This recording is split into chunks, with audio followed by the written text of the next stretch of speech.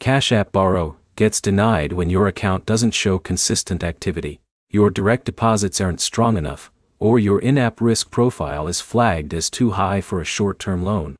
By the end of this, you'll know how Cash App decides borrow eligibility, what usually triggers a denial, and what changes actually improve your chances over time. Start by opening Cash App and checking if the borrow option even appears. If it's missing or shows as unavailable, your account hasn't been selected for the feature yet. Cash App Borrow is not available to everyone, and it's enabled gradually based on account behavior. Next, check your recent account activity. Low usage, limited spending, or inactive periods can make your account look unqualified for borrowing. Cash App looks for steady financial behavior before allowing short-term credit access. Now check your direct deposit history inside Cash App. Accounts with consistent deposits are more likely to be eligible than accounts with irregular or missing income patterns. If your paycheck is going into a different bank account, Cash App may not count it toward borrow eligibility. Next, open your transaction history and look for stability. Frequent failed payments, chargebacks, or negative balances can reduce your eligibility score. Now, check your balance patterns over time.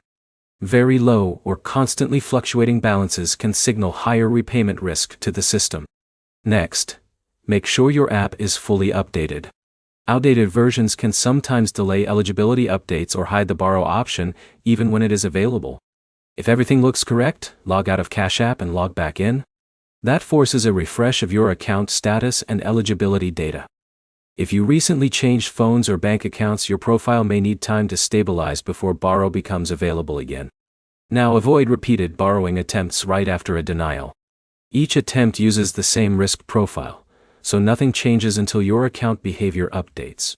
If your eligibility is still missing after consistent deposits and usage, there may simply not be enough account history yet.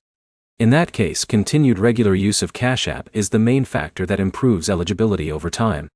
If nothing changes, contact Cash App support to confirm whether borrow is enabled for your account. To sum it up, build consistent deposits, maintain steady account activity, and ensure Cash App can clearly track your financial behavior.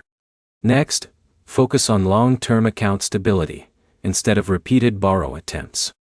If this guide helped, like the video, subscribe for more Cash App fixes, borrow troubleshooting, and personal finance tips.